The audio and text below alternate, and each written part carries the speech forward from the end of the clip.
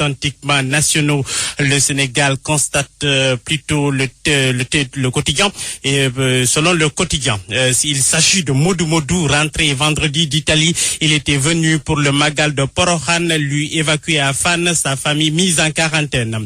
Le virus migre vers Touba, soutient le journal Enquête, lequel confère note que c'est 3 jours après avoir pris part au Magal.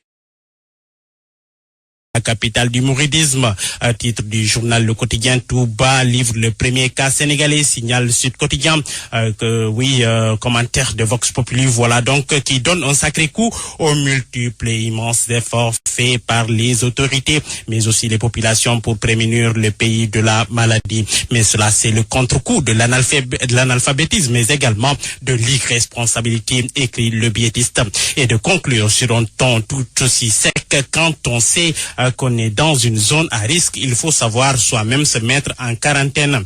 Le sucré salé du journal Le Quotidien de se demander finalement si les seules prières de nos religieux suffisent à nous prémunir du danger qui se rapproche gravement de notre pays. Fin de citation. Mais dans la foulée, cette bonne nouvelle tout de même, les cas suspects de Touba et Kolda, tous testés, de Tamba et Kolda, tous testés négatifs, les mises en quarantaine levées, la patiente britannique de 33 ans guérie. L'observateur en profite pour faire le point de la maladie déclarée désormais pandémie par l'OMS. Aux États-Unis, Trump suspend pour 30 jours les vols venant d'Europe. Le Koweït suspend toutes les liaisons aériennes. La Colombie et l'Argentine vont isoler toutes les personnes arrivant des pays les plus touchés. L'Italie, très touchée, ferme ses commerces sauf ceux dédiés à l'alimentation et à la santé. L'Espagne franchit la barre des 2000 cas, premier cas en Côte d'Ivoire et en Turquie.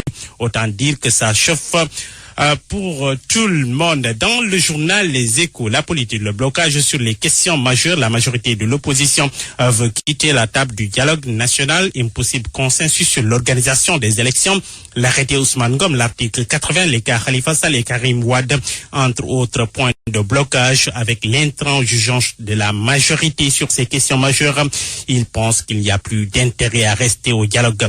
Mamadou Dieng de Arc-en-Ciel de dire, parfois ils ont une manière insolente de refuser le consensus. Ils ne sont d'accord que sur des broutilles. Sonatel, Orange Money et la CDP, la commission de protection des données personnelles à la barre de l'OFNAC. Ils ont été cuisinés devant les enquêteurs pour les services par les services de Seynabou Ndiaye Diakhaté. Selon le journal LAS, c'est une citoyenne, Madame Niang Ndoye, qui a saisi d'une plainte l'Office national de lutte contre la fraude et la corruption. La bonne dame accuse Orange d'avoir livré ses données à Orange Money et la CDP de n'avoir pas donné suite à ces nombreuses plaintes. Dossier bouclé depuis lundi. L'OFNAC va juger de l'opportunité de transmettre le dossier au parquet, croit savoir mon confrère.